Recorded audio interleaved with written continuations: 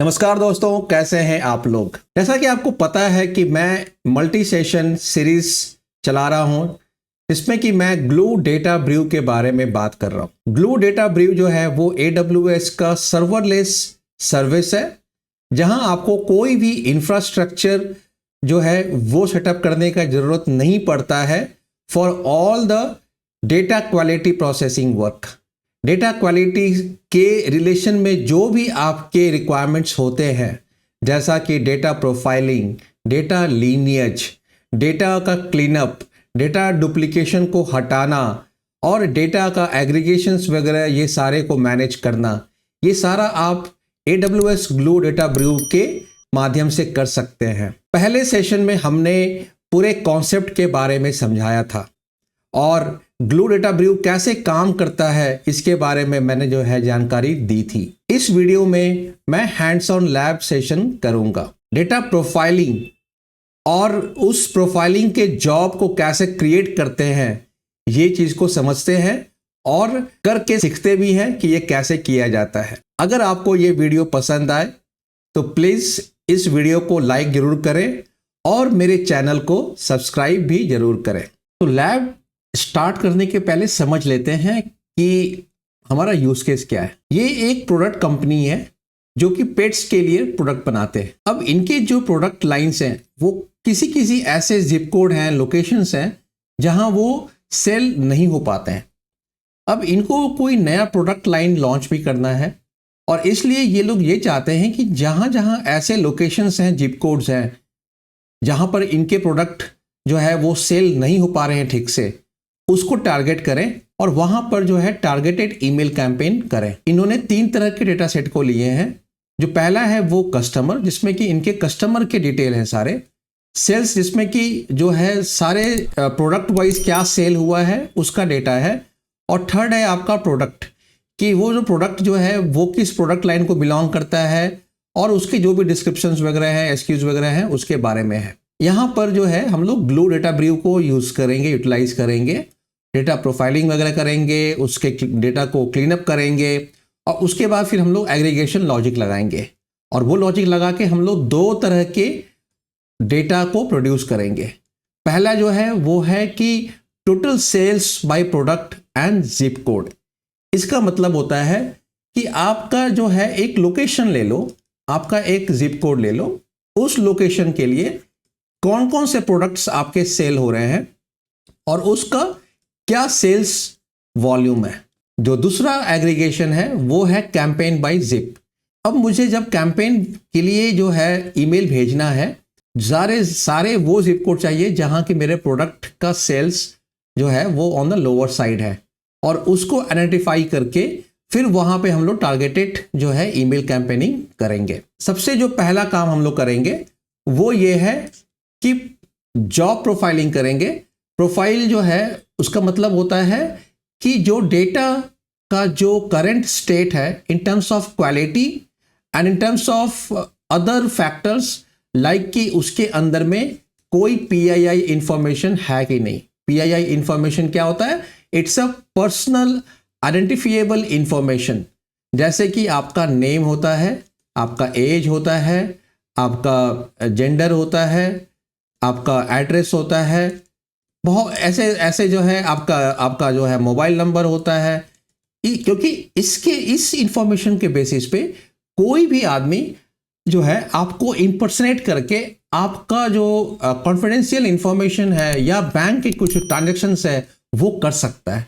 तो ये काफ़ी सेंसिटिव डेटा होता है और इसको भी आइडेंटिफाई करना बहुत ज़रूरी होता है। उसको हम लोग बोलते हैं डेटा प्रोफाइलिंग। अगर आपको डिटेल में समझना है तो आप मेरा जो पहला सेशन है वो जरूर देखें, उसमें मैंने बहुत ही डिटेल्ड में इसको एक्सप्लेन किया है। सेम वे डेटा लिनिएज भी जो है मैंने उस सेशन में बहुत ही डिटेल में एक्सप्लेन किया है। यहाँ मैं आपको क्विकली ये बता देता हूँ कि डेटा लिनिएज का मतलब होता है कि डेटा का जो पूरा जो स्टेट कैसे कैसे चेंज हुआ है, उसका जो पूरा लाइफ साइकिल है वो कैसे कैसे हुआ है, उसी को बोलते हैं डेटा लिनिएज। जैसे कि आप रॉ डेटा लेते हो, उसको आप क्लीन करते हो, उसको आप एग्रीगेट करते हो, उसका आप ग्रुप बाय निकालते हो, उसको आप कहीं और ज्वाइन करते हो। तो ये सारा जो आप प्रोसेसिंग कर रहे हो और जिस स्टेट से होके वो डेटा जा रहा है उसी को हम लोग बोलते हैं डेटा लिनिएज। नाउ इस लैब को करने के लिए हम लोग सबसे जो पहला एक्टिविटी है वो है कस्टमर का data set creation. Customer data set को बनाने के पहले हम लोग देखते हैं कि मेरा जो डेटा फाइल है वो कहाँ पे स्टोर्ड है। तो वो मैंने S3 में पहले से स्टोर किया हुआ है। ये मेरा बकेट है glue-databrew-dash-dash-dash। इसके अंदर में मेरा एक फोल्डर है डेटा फाइल्स। उसके अंदर में फोल्डर से अलग अलग कस्टमर के लिए, प्रोडक्ट के लिए और सेल्स के लिए, उसके अंदर जाएंगे तो ये मेरा CSV फाइल मिलता है। इसको यदि आप डाउनलोड करेंगे तो ये जो CSV फाइल है ये दिखता है, जिसमें कि देखें आप पहला जो रो है वो हेडर इंफॉर्मेशन है और उसके बाद आप देखेंगे तो कस्टमर आईडी है, उसका प्रेफिक्स है, उसका first name, last name, gender, suffix, date of birth और एड्रेस है। आप कंसोल में सर्च करेंगे ग्लू डेटा ब्रीव तो आप यहां पर आ जाएंगे। लेफ्ट साइड में आप जब क्लिक करेंगे डेटा सेट्स के ऊपर तो ये आपको दिखाई देगा to create a new data set, क्योंकि पहले से कोई भी डेटा सेट एग्जिस्ट नहीं कर रहा है। तो आप क्विकली कनेक्ट करेंगे न्यू डेटा सेट को और यहां पर आप उसका नाम दे देंगे। तो हम लोग देते हैं कस्टमर्स। सोर्स क्या है आपका, बकेट S3 में क्या है, ग्लू सर्च कर लेता हूं तो ये मेरा बकेट नेम आ गया। उसके बाद है कि do you want to select the entire folder, तो नहीं, मुझे वो CSV फाइल ही सेलेक्ट करना है। तो मैं क्या करूंगा, डेटा फाइल्स जो है मेरा फोल्डर था उसके अंदर जाएंगे, उसके अंदर में कस्टमर्स वाले फोल्डर में जाएंगे और उसके अंदर में मेरा ये जो CSV फाइल है उस पे हम लोग जाएंगे। अब हम लोग आते हैं नीचे और देखते हैं कि ये पूछ रहा है कि इसका फाइल टाइप क्या है, तो ऑब्वियस है कि वो CSV है।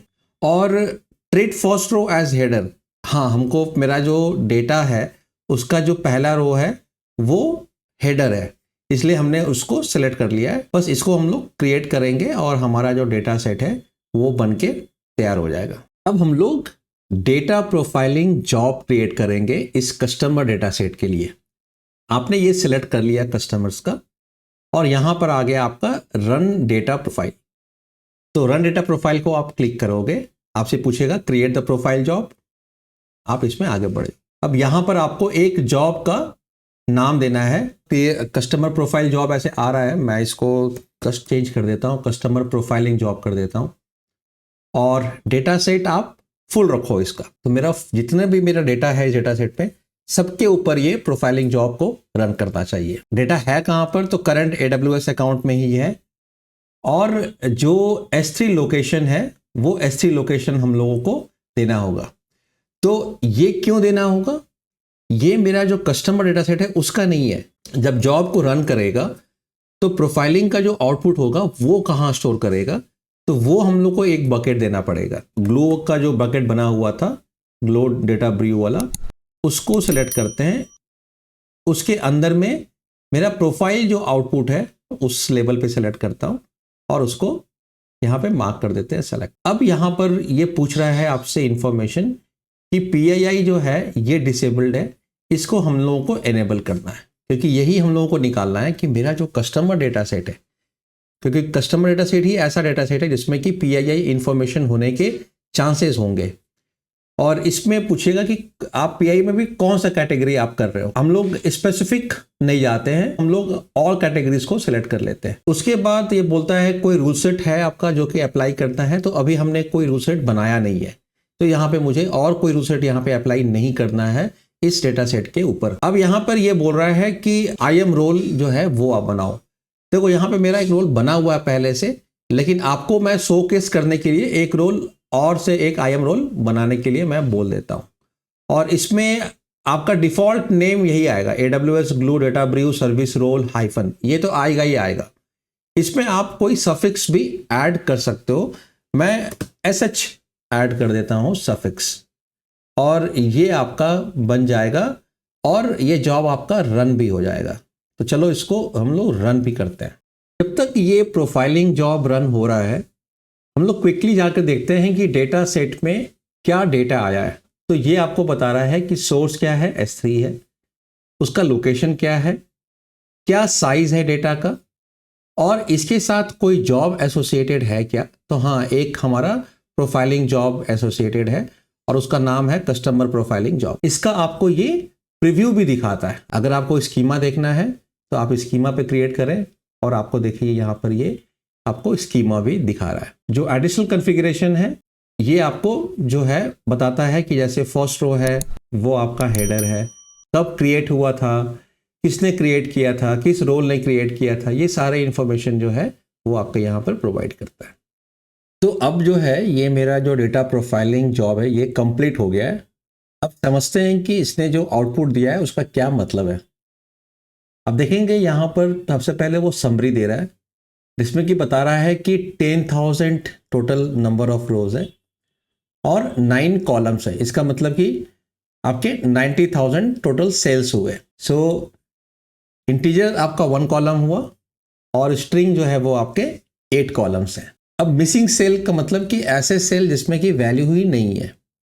इस तरह के जो है 20,000 सेल्स हैं। डुप्लीकेट रोज नहीं है इसमें।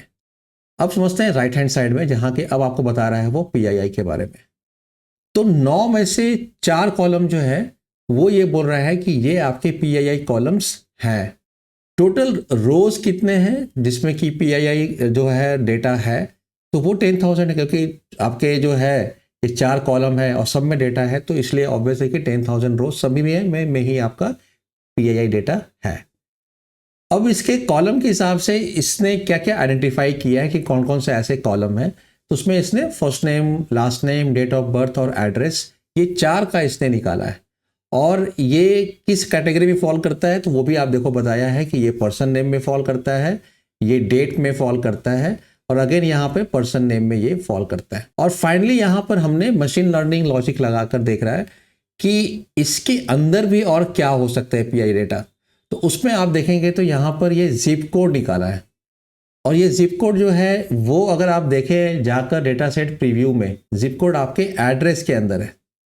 तो ये एड्रेस में जाकर भी इसने निकाल लिया कि ये जो है ये जिप कोड हो सकता है। और अब ये जब प्रोफाइलिंग आपका हो गया, जब आपने अपने डेटा सेट का करंट क्या बिहेवियर है from the quality stand point वो जब आपने समझ लिया, तब आप जो है इसमें फर्दर अपने रूल्स लगाएंगे कि उसको कैसे हम ट्रीट करें, कैसे हम डेटा को मास्क करें।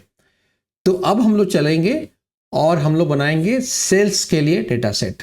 आज का वीडियो हम लोग यहीं पे समाप्त करते हैं। क्योंकि ये वीडियो लंबा हो गया था इसलिए मैं इसको 2 पार्ट में कर रहा हूं। तो फिर से मिलते हैं आगे आने वाले वीडियो में। तब तक के लिए धन्यवाद।